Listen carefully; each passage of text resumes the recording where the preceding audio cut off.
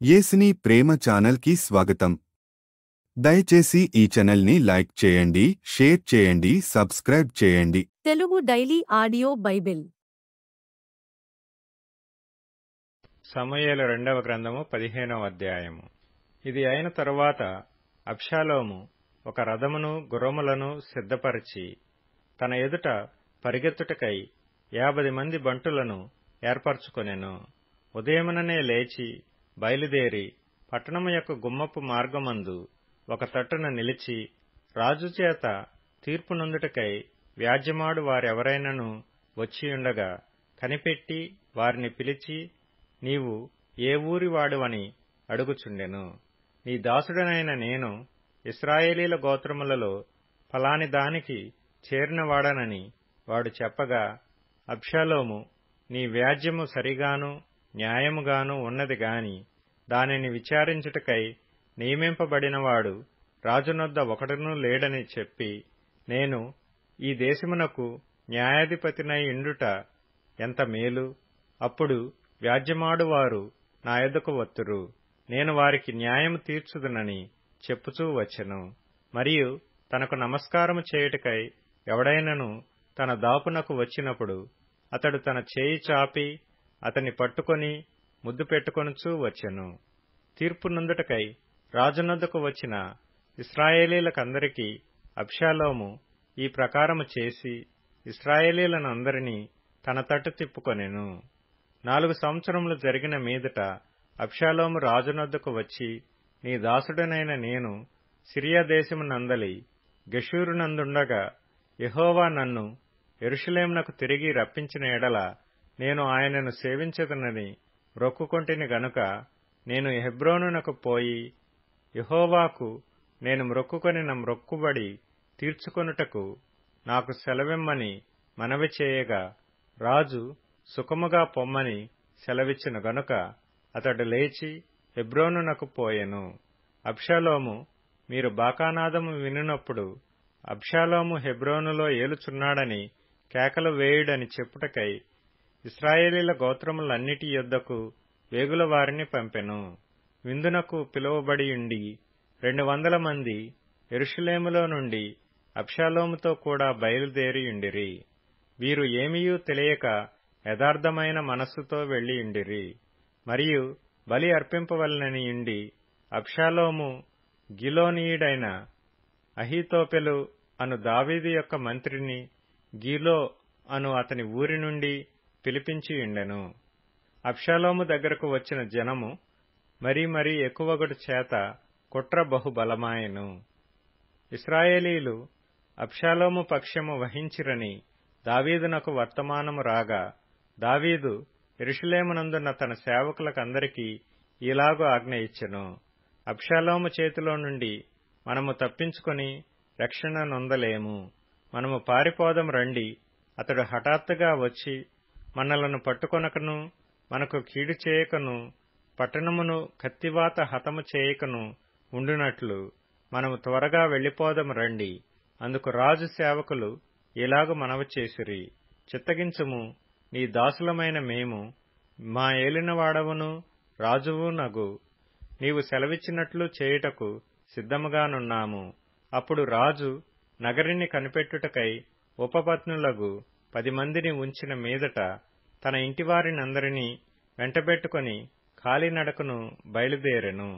రాజును అతని ఇంటివారును బయలుదేరి బెత్షెర్హాకుకు వచ్చి బస చేసిరి. అతని సేవకులందరూ అతని ఇరుపార్శ్వములా నడిచిరి. కెరేతీయులందరూ పెలేతీయులందరూ గాతు నుండి వచ్చిన 600 మంది గిత్తీయులను రాజునకు ముందుగా నడుచుచుండిరి. రాజు గిత్తీయుడగు ఇత్తయిని కనుగొని, నీవు నివాస స్థలము కోరు పరదేశివై ఉన్నావు. నీవెందుకు మాతో కూడా వచ్చుచున్నావు? నీవు తిరిగిపోయి రాజున్న స్థలమున ఉండుము. నిన్ననే వచ్చిన నీకు ఎక్కడికి పోవుదుమో తెలియకయున్న మాతో కూడా ఈ తిరుగులాట ఎందుకు? నీవు తిరిగి నీ సహోదరులను తోడుకొని పొమ్ము.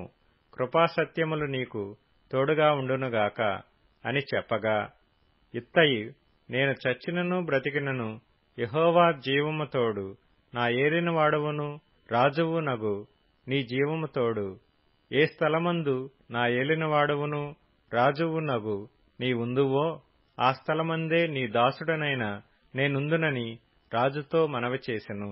అందుకు దావీదు, అలాగైతే నీవు రావచ్చునని ఇత్తయితో సెలవిచ్చెను గనుక గిత్తీయుడగు ఇత్తయియును అతని వారందరును అతని కుటుంబీకులందరూ సాగిపోయిరి. వారు సాగిపోవుచుండగా జనులందరూ బహుగా ఏడ్చుచుండిరి. ఈ ప్రకారము వారందరూ రాజుతో కూడా కిద్రోను వాగు దాటి అరణ్య మార్గమున ప్రయాణమైపోయిరి. సాదోకును లేవీయులందరూ దేవుని నిబంధన మందసమును మోయిచు అతని యొద్ద ఉండిరి. వారు దేవుని మందసమును దింపగా అబ్యాతారు వచ్చి పట్టణంలో నుండి జనులందరూ దాటిపోవు వరకు నిలిచెను. అప్పుడు రాజు సాదోకును పిలిచి, దేవుని మందసమును పట్టణములోనికి తిరిగి తీసుకొని పొమ్ము. యెహోవా దృష్టికి నేను అనుగ్రహము పొందిన ఎడల ఆయన నన్ను తిరిగి రప్పించి దానిని తన నివాస స్థానమును నాకు చూపించును. నీయందు నాకిష్టము లేదని ఆయన సెలవిచ్చిన ఎడల ఆయన చిత్తము నీ దృష్టికి అనుకూలమైనట్టు నా ఎడల జరిగించుమని నేను చెప్పుదునని పలికి యాజకుడైన సాదోకుతో ఇట్లనెను. సాదోకు, నీవు దీర్ఘదర్శివి కావా? శుభముంది నీవును నీ కుమారుడగు అహీమయస్సు అబ్యాతారునకు పుట్టిన యోనాతాను అను మీ ఇద్దరు కుమారులను పట్టణమునకు పోవలెను. ఆలకించుము. నీ యొద్ద నుండి నాకు రూఢి అయిన వర్తమానం వచ్చు వరకు నేను అరణ్యమందలి రేవుల దగ్గర నిలిచియుందును. కాబట్టి సాదోకును అబ్యాతారును దేవుని మందసమును యెరూషలేమునకు తిరిగి తీసుకొని పోయి అక్కడ నిలిచిరి. అయితే దావీదు ఒలీవ చెట్ల కొండ ఎక్కుచూ ఏడ్చుచూ తల కప్పుకొని పాదరక్షలు లేకుండా కాలినడకను వెళ్లెను. అతని యొద్దనున్న జనులందరూ తలలు కప్పుకొని ఏడ్చుచూ కొండ ఎక్కిరి. అంతలో ఒకడు వచ్చి అబ్షాలోము చేసిన కుట్రలో అహీతోపెలు చేరియున్నాడని దావీదునకు తెలియచేయగా దావీదు యెహోవా అహీతోపెలు యొక్క ఆలోచనను చెడగొట్టుమని ప్రార్థన చేసెను. దేవుని ఆరాధించు స్థలం ఒకటి ఆ కొండ మీద ఉండెను. వారు అచ్చటికి రాగా అర్కీయుడైన హూషై పై వస్త్రములు చింపుకొని తలమీద ధూళి పోసుకొని వచ్చి రాజును దర్శనము చేసెను. రాజు, నీవు నాతో కూడా వచ్చిన ఎడల నాకు భారముగా ఉందువు. నీవు పట్టణమునకు తిరిగి పోయి, రాజా, ఇంతవరకు నీ తండ్రికి నేను సేవ చేసినట్లు ఇకను నీకు సేవ చేసేదనని అబ్షాలోముతో చెప్పిన ఎడల నీవు నా పక్షపు వాడవై ఉండి అహీతోపెలు యొక్క ఆలోచనను చెడగొట్టగలవు. అక్కడ యాజకులైన సాదోకును అబ్యాతారును నీకు సహాయకులుగా నుందురు. కాబట్టి రాజనగరయందు ఏదైనను జరుగుట నీకు వినబడిన ఎడల యాజకుడైన సాదోకుతోనూ అబ్యాతారుతోనూ దాని చెప్పవలెను. సాదోకు కుమారుడైన అహీమయస్సు అబ్యాతారు కుమారుడైన యోనాతాను అను వారి ఇద్దరు కుమారులు అచ్చటనున్నారు. నీకు వినబడినదంతయు వారి చేత నా యొద్దకు వర్తమానము చేయమని చెప్పి అతనిని పంపివేసెను. దావీదు స్నేహితుడైన హూషై పట్టణమునకు వచ్చుచుండగా అబ్షాలోమును యెరూషలేము చేరెను. సమూయేలు 2వ గ్రంథము 16వ అధ్యాయము. దావీదు కొండ శిఖరము అవతల కొంచెము దూరము వెళ్లిన తరువాత మెఫీబోషెతు సేవకుడైన సీబా గంతలు కట్టిన 2 గాడిదలను తీసుకొని వచ్చెను. 200 రొట్టెలను, 100 ద్రాక్ష గెలలను, 100 అంజూరపు అడలను, ద్రాక్షారసపు తిత్తి ఒకటియు దానిమీద వేసియుండెను. రాజు, ఇవి ఎందుకు తెచ్చితివని సీబాను అడుగగా, సీబా, గాడిదలు రాజు ఇంటివారు ఎక్కుటకును, రొట్టెలను అంజూరపు అడలను పనివారు తినుటకును, ద్రాక్షరసము అరణ్యమందు అలసట నొందిన వారు త్రాగుటకును తెచ్చితిననగా, రాజు, నీ యజమానుని కుమారుడు ఎక్కడనున్నాడని అడిగెను. అందుకు సీబా, చిత్తగించుము, ఈవేళ ఇశ్రాయేలీయులు తన తండ్రి రాజ్యమును తనకు తిరిగి ఇప్పింతురనుకొని అతడు యెరూషలేములో నిలిచియున్నాడనెను. అందుకు రాజు, మెఫీబోషెతునకు కలిగినదంతయు నీదే అని సీబాతో చెప్పగా, సీబా, నా ఏలినవాడా రాజా, నీ దృష్టియందు నేను అనుగ్రహము పొందుదునుగాక. నేను నీకు నమస్కారము చేయుచున్నాను. రాజైన దావీదు బహూరీము దాపునకు వచ్చినప్పుడు సౌలు కుటుంబీకుడగు గెరా కుమారుడైన షిమీ అనునొకడు అతడి నుండి బయలుదేరి వచ్చెను. అతడు వెంట వెంట నడుచుచూ దావీదును శపించుచు, జనులందరూ బలాఢ్యులందరూ దావీదు ఇరుపార్శ్వముల నుండగా రాజైన దావీదు మీదను అతని సేవకులందరి మీదను రాళ్లు రువ్వుచూ వచ్చెను. ఈ షిమీ, నరహంతకుడా, దుర్మార్గుడా, చీపో చీపో, నీ వేలవలనని నీవు వెళ్లగొట్టిన సౌలు ఇంటివారి హత్యను యెహోవా నీ మీదికి రప్పించి, యెహోవా నీ కుమారుడైన అబ్షాలోము చేతికి రాజ్యమును అప్పగించియున్నాడు. నీవు నరహంతకుడువు గనుకనే నీ మోసములో నీవు చిక్కుబడి ఉన్నావని చెప్పి రాజును శపింపగా, సెరూయా కుమారుడైన అబీషై, ఈ చచ్చిన కుక్క, నా ఏలినవాడవును రాజువునగు నిన్ను శపింపనేలా? నీ చిత్తమైతే నేను వానిని చేరబోయి వాని తల ఛేదించి వచ్చెదనెను. అందుకు రాజు, సెరూయా కుమారులారా, మీకును నాకును ఏమి పొందు? వానిని శపింపనీయుడు. దావీదును శపింపుమని యెహోవా వానికి సెలవీయగా, నీవు ఈలాగున నెందుకు చేయుచున్నావని ఆక్షేపణ చేయగలవాడెవడని చెప్పి అబీషైతోనూ తన సేవకులందరితోనూ పలికినదేమనగా, నా కడుపున పుట్టిన నా కుమారుడే నా ప్రాణము తీయ చూచుచుండగా ఈ బెన్యామీనీయుడు ఈ ప్రకారము చేయుట ఏమి ఆశ్చర్యము? వాని జోలి మానుడి. యెహోవా వానికి సెలవిచ్చియున్నాడు గనుక వానిని శపింపనీయుడి. యెహోవా నా శ్రమను లక్ష్యపెట్టునేమో, వాడు పలికిన శాపమునకు బదులుగా యెహోవా నాకు మేలు చేయునేమో. అంతటా దావీదును అతని వారును మార్గమున వెళ్లిపోయిరి. వారు వెళ్లిపోవచుండగా షిమీ అతనికెదురుగా కొండ ప్రక్కన పోవచ్చు అతని మీదికి రాళ్లు విసురుచు ధూళి ఎగరగొట్టుచూ నుండెను. రాజును అతనితో కూడానున్న జనులందరూ బడలిన వారై యొకానొక చోటికి వచ్చి అలసట తీర్చుకొనిరి. అబ్షాలోమును ఇశ్రాయేలు వారందరూ అహీతోపెలును యెరూషలేమునకు వచ్చియుండిరి. దావీదుతో స్నేహముగానున్న అర్కీయుడైన హూషై అనునతడు అబ్షాలోమునొద్దకు వచ్చి అతని దర్శించి, రాజు చిరంజీవియగుగాక అని పలుకగా, అబ్షాలోము, నీ స్నేహితునికి నీవు చేయు ఉపకారమింతేనా? నీ స్నేహితునితో కూడా నీవు వెళ్లకపోతివేమని అతని నడుగగా, హూషై, యెహోవాయును ఈ జనులను ఇశ్రాయేలీలందరూ ఎవని కోరుకొందురో నేను అతని వాడనగుదును, అతని యొద్దనే యుందును. మరియు నేనెవనికి సేవ చేయవలెను? అతని కుమారుని సన్నిధిని నేను సేవ చేయవలను గదా. నీ తండ్రి సన్నిధిని నేను సేవ చేసినట్లు నీ సన్నిధిని నేను సేవ చేయుదునని అబ్షాలోమునొద్ద మనవి చేసెను.